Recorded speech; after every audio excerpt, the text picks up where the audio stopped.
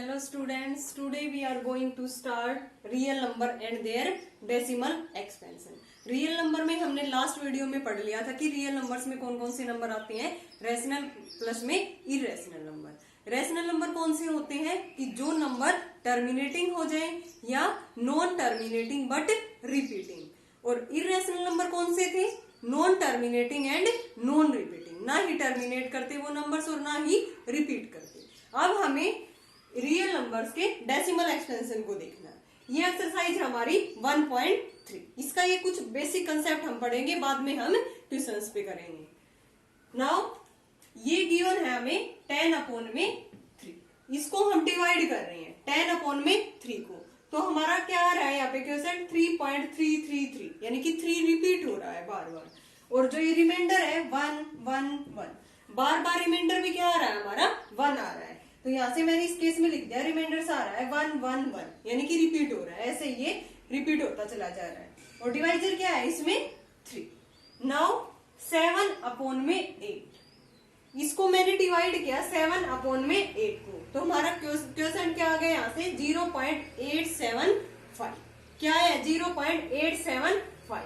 यहाँ पे पहले 8 पे गया है, फिर 7 पे और फिर 5 पे। रिमाइंडर आया था हमारा 6 4 और 0, यानी कि 0 रिमाइंडर आ गया, तो मीन्स ये नंबर क्या हो गया टर्मिनेटिंग। टर्मिनेटिंग नंबर होगा तो क्या होगा रेशनल नंबर। यहां से रिमाइंडर आ गया हमारा 640 और डिवाइजर क्या था 8। नाउ 1 को मैंने डिवाइड किया किससे 7 से, क्या आ गया क्वेश्चन हमारा 0.14287।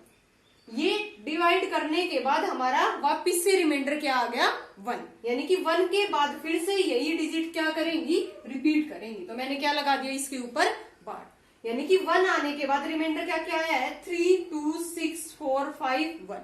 1 के बाद फिर से रिपीट हो जाएगा रिमाइंडर 3 2 6 4 5, फिर से क्या होगा रिपीट, यानी कि क्वोशिएंट में जो ये आएगा 142857, ये बार बार क्या करेगा रिपीट करेगा। तो हमने यहाँ से क्या ऑब्जर्व किया स्टूडेंट्स, यहाँ से देखो मैं इस चीज को क्या लिख सकती हूँ 3.3 बार, यानी कि एक जो नंबर है 3 वो बार बार क्या कर रहा है यहाँ से रिपीट कर रहा है, और लेकिन ये टर्मिनेटिंग नहीं है।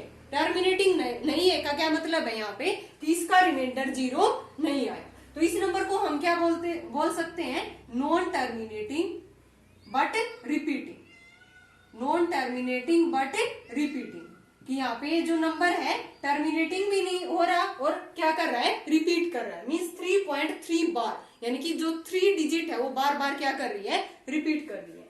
और इसमें 7/8 में 0.875 इसका क्वोशिएंट है, यहाँ से रिमाइंडर हमारा क्या है 0।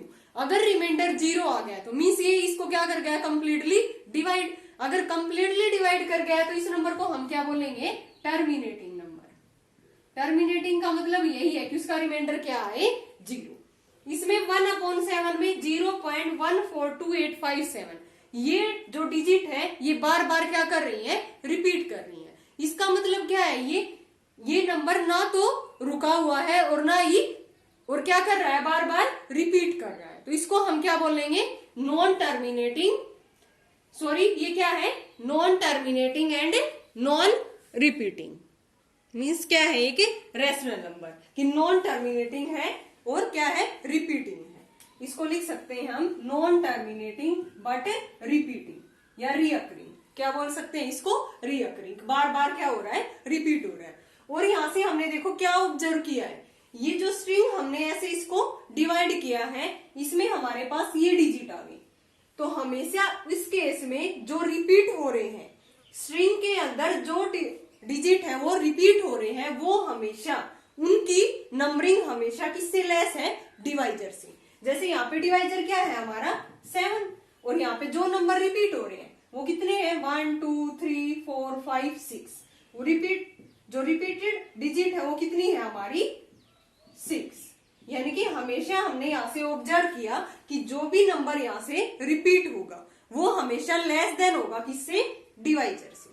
इसमें भी देख सकते हो यहाँ पे क्या था 3.3 बार, और यहाँ से क्या है ये जो रिपीट हो रहा है ये नंबर ओनली 1 है, और यहाँ से जो डिवाइजर है ये क्या है 3 है, तो ये हमेशा जो रिपीटेड डिजिट होगा स्ट्रिंग के अंदर वो हमेशा लेस देन होगी किससे, डिवाइजर से। ये हमने यहाँ से ऑब्जर्व किया है। अब हम डेसिमल एक्सपेंशन को P upon Q form means rational form में कन्वर्ट करने जा रहे हैं। नेक्स्ट टॉपिक हमारा यही है कि डेसिमल एक्सपेंशन को P अपॉन में Q फॉर्म में हमें चेंज करेंगे। फॉर एग्जाम्पल 0.333, ये क्या है, डेसिमल एक्सपेंशन, इसको हमें P अपॉन Q की फॉर्म में चेंज करना है। तो कैसे लिख सकते हैं इसको हम 0.3 के ऊपर बार, यानी कि जो 3 डिजिट है वो बार बार क्या कर रही है, रिपीट कर रही है। तो यहां से हम इसको कैसे सोल्व करेंगे, फर्स्ट स्टेप में इसको x मान के चलेंगे। लेट x इक्वल टू 0.3 बार। अब क्या करना होगा, हमें यहाँ पे ये ध्यान रखना होगा कि 0 पॉइंट डेसिमल के बाद हमारी हमेशा जो रिपीटेड डिजिट है वही आनी चाहिए, वही आनी यहाँ पे जरूरी है। इसके बाद यहाँ से ये फर्स्ट इक्वेशन, फिर क्या करेंगे, पॉइंट को हटाने के लिए हम मल्टीप्लाई किससे करेंगे, जितने नंबर ऑफ डिजिट रिपीट हो रहे हैं उसमें 1 के आगे उतनी ही हम क्या लगा देंगे, 0। उस टर्म से हम इसको पूरी इक्वेशन को दोनों साइड 10 से मल्टीप्लाई करेंगे। जैसे यहाँ पे 0.3 ओनली 1 डिजिट रिपीट कर रही है तो 1 के बाद एक 0 लगा देंगे। जैसे ये हो 0.23 बार, पॉइंट के बाद 2 जो डिजिट है वो हमारी रिपीट कर रही है तो 1 के बाद कितनी 0 लगा देंगे, 2 0, और इससे हम दोनों तरफ मल्टीप्लाई कर देंगे। यहाँ से 1 के बाद जितनी भी डिजिट में 0 आए उसी से हम क्या कर देंगे, उस इक्वेशन को मल्टीप्लाई। यहाँ पे 1 डिजिट रिपीट कर रही है तो किससे मल्टीप्लाई करना होगा, 10 से।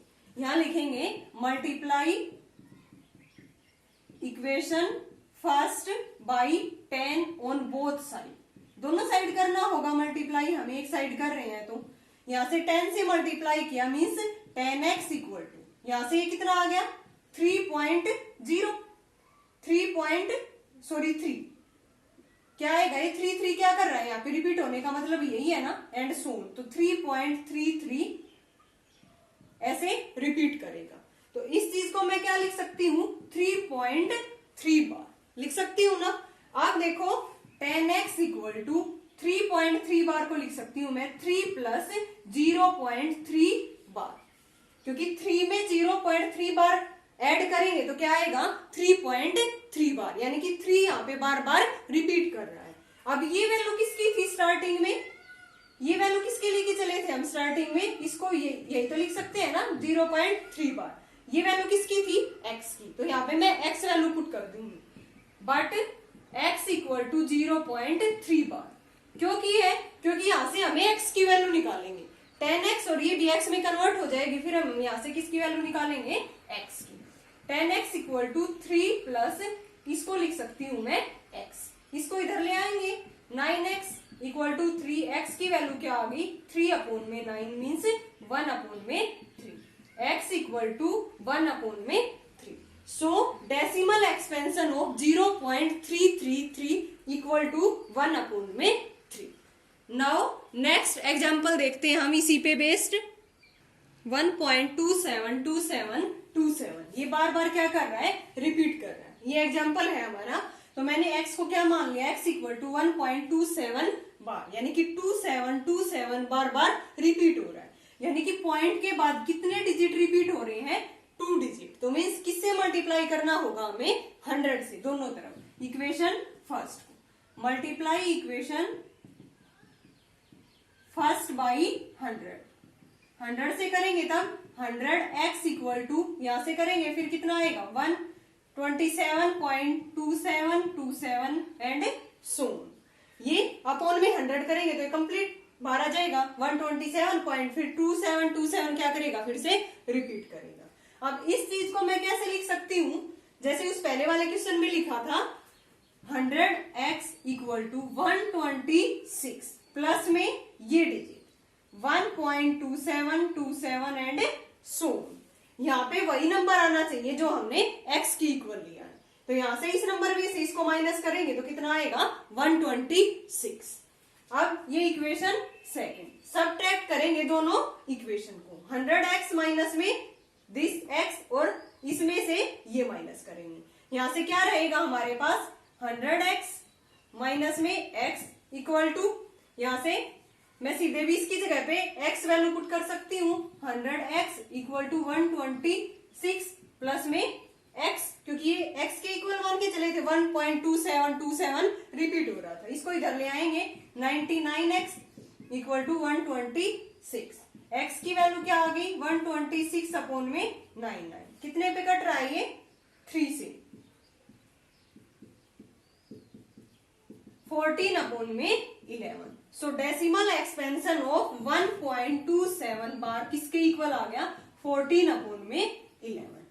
सेम वही मेथड है, हमें क्या करना है जो भी नंबर किसमें चेंज करना हो p अपॉन क्यू फॉर्म को, उसको हम x मान के चलेंगे। एक बात का ध्यान रखना है कि पॉइंट के बाद यानी कि डेसिमल के बाद हमेशा रिपीटेड डिजिट होनी चाहिए। क्या होनी चाहिए रिपीटेड डिजिट। जैसे ये दे दिया 0.235 जो नेक्स्ट एग्जांपल है, इसमें क्या है पहले ओनली 35 के ऊपर बार है, यानी कि डेसिमल के बाद हमारे पास रिपीटेड डिजिट नहीं है। तो इसको चेंज करने के लिए पहले 10 से मल्टीप्लाई करना होगा। इधर 10x इक्वल टू इसको 10 से करेंगे 2.35, किसमें चेंज हो गया ये फिर 2.35, यानी कि ये हमें चेंज करना होगा अगर हमारे पास डेसिमल के बाद रिपीटेड डिजिट ना हो। इसमें तो हमें पहले ही गिवन थी डेसिमल के बाद, फिर क्या किया है जो भी रिपीटेड डिजिट है 1 के आगे उतने ही जीरोज लगा देंगे और हम इससे मल्टीप्लाई कर देंगे। 100x इसके इक्वल आ गया। अब इसको किस फॉर्म में लिख सकते हैं 126 प्लस में ये, प्लस में हमेशा यही टर्म आनी चाहिए x वाली जो ऊपर हम x मान के चले हैं। फिर इसकी जगह पे x रख के इसको इधर ले आएंगे और x की वैल्यू यहाँ से निकाल देंगे। ये हमारा मेथड है डेसिमल एक्सपेंशन को p अपॉन क्यू फॉर्म में चेंज करने के लिए। नाउ नेक्स्ट एग्जांपल 0.235, ओनली 35 के ऊपर क्या है बार है, तो यहाँ से हमें इसको क्या मानना होगा x। Let x equal to 0.235 bar.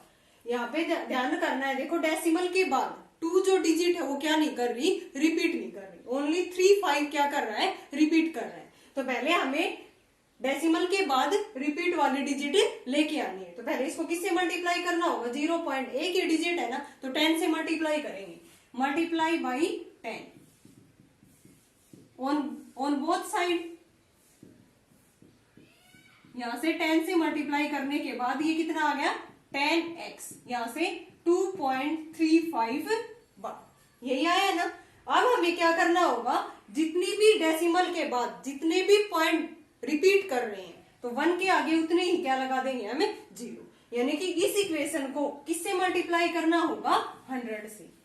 Same as it is है, बस पहले वाले क्वेश्चन से ये थोड़ा सा अलग था कि इसमें डेसिमल के बाद पॉइंट क्या नहीं कर रहा था रिपीट, तो उसके लिए पहले हमने 10 से मल्टीप्लाई किया। अब वही काम करना है same as it is, multiply equation first by 100 on both side. 100 से मल्टीप्लाई करने के बाद यहाँ पे कितना आ जाएगा 1000, x इक्वल टू यहाँ से कितना आएगा 235 पॉइंट कितना आएगा, ये 35 रिपीट कर रहा है बार बार। अब इस चीज को मैं क्या लिख सकती हूँ, इसको इस फॉर्म में लिखना है कि पहले एक नंबर प्लस में ये 10x के जो नंबर इक्वल आया है ऊपर फर्स्ट इक्वेशन में वही सेम आ जाए। तो यहाँ से 1000x इक्वल टू इसको लिख सकती हूँ मैं 233 प्लस में ये क्या है 2.35 बार, क्योंकि ये इसके अंदर ये मैं ऐड करूंगी तो यही नंबर आएगा 235.35 रिपीट करेगा। अब फर्स्ट इक्वेशन से ये किसके इक्वल है 10x के, यहां लिखेंगे by using equation first 1000x equal to 233 plus में ये किसके इक्वल था 10x, ये इधर आ जाएगा 1000x माइनस में 10x इक्वल टू 233, यहां से कितना आ गया 990x इक्वल टू 233, x की वैल्यू आ गई हमारी 233 अपॉन में 990, यानी कि डेसिमल एक्सपेंशन ऑफ 0.235 के ऊपर बार है उसका डेसिमल एक्सपेंशन उसकी p अपॉन क्यू फॉर्म क्या आ गई 233 अपॉन में 990। आगे कर रहे हैं हम इरेशनल नंबर्स के बीच के इरेशनल नंबर, जैसे 1 अपॉन में 3, 1 अपॉन 3 को मैं क्या लिख सकती हूँ 0.333 एंड रिपीट। अब यहां से हमारे पास 1 अपॉन 3 की वैल्यू है 0.3 बार। अगर ये पूछ लिया जाए क्वेश्चन में कि 2 अपॉन 3 की वैल्यू निकालो, 3 अपॉन 3 की निकालो, 4 अपॉन 3 की निकालो, कैसे निकालेंगे हम जैसे 2/3 की वैल्यू निकालनी है अब हमें, तो यहाँ से 2 को बाहर लिखेंगे और इनटू में 1/3, और 1/3 की वैल्यू हमारे पास है 2 इंटू में 0.3 बार, इसकी मल्टीप्लाई करके कितना आ जाएगा ये 0.6, यानी कि सीधा 6 आ जाएगा। ठीक है ना। अब अगर 3/3 की वैल्यू निकालनी है तो इसकी तो सीधी वैल्यू क्या आ गई, कट के 1 ही आ जाएगी। 3 इंटू 1/3 लिख, इसको ये नहीं करेंगे कि 3 इंटू 1/3, ये नहीं किया जाएगा क्योंकि ये तो सीधा क्या है 3/3। अगर ये निकालनी हो 4/3 तो इसका क्या मतलब है 4 इंटू 1/3, 1/3 की वैल्यू क्या है 0.3 बार, फिर ये कितनी आ जाएगी 1.2। तो ऐसे ही अगर हमारे पास इसकी P/Q की डेसिमल एक्सपेंशन ऐसे गिवन है और फिर अदर टर्म्स की वो पूछे तो इजिली हम उसको मल्टीप्लाई में करके निकाल सकते हैं। अब हमें क्या करना होगा, irrational number between 1/7 and 2/7। Sorry यहाँ पे मिस्टेक होगी, 2 इंटू 0.3 कितना आ जाएगा 0.6, और ऐसे ही 4 इंटू 0.3 क्या आ गया था 1.2, यानी कि ऐसे ही हम डेसिमल एक्सपेंशन हमें एक का गिवन हो तो फिर हम ऐसे निकाल सकते हैं। सेम एज इट इज अब हमें इस क्वेश्चन में करना है find an irrational number between 1/7 and 2/7। Irrational number निकालने के लिए एक सीधा फॉर्मूला भी है कि R और S के बीच में हमें इरेशनल नंबर फाइंड आउट करने हैं। तो सीधा क्या कर देंगे हम, स्क्वायर रूट के अंदर दोनों की मल्टीप्लाई, तो यहाँ से दोनों की मल्टीप्लाई करेंगे तब ये क्या आएगा, यहाँ से 1/7 इंटू में 2/7 कितना आ गया 2/49। ये किस में आ गया, रूट में। क्या है ये, इरेशनल नंबर ही, इरेशनल नंबर ही तो हमें फाइंड आउट करना है ना इन दोनों नंबर्स के बीच में। तो एक तो ये सीधा फॉर्मूला है कि R और S रेशनल नंबर के बीच में एक इरेशनल नंबर फाइंड आउट करना हो तो सीधा रूट के अंदर हम दोनों की क्या कर देंगे, प्रोडक्ट। दूसरा हम कैसे करेंगे, हमें पता है कि 1/7 की वैल्यू क्या आएगी डिवाइड करने के बाद 0.142857, यानी कि ये डिजिट क्या करेंगी, रिपीट करेंगे। अब हमें निकालनी किसकी है, 2/7 की। तो 2/7 को इसी फॉर्म में हम कैसे लिख सकते हैं, 2 इंटू 1/7। 2 इंटू 1/7 की वैल्यू ऊपर से क्या है, ये एज इट इज यहाँ पे पुट कर दी। अब 2 की इसके साथ मल्टीप्लाई करेंगे तो हमारा नंबर ये आएगा और ये डिजिट क्या करेंगी, रिपीट करेंगे।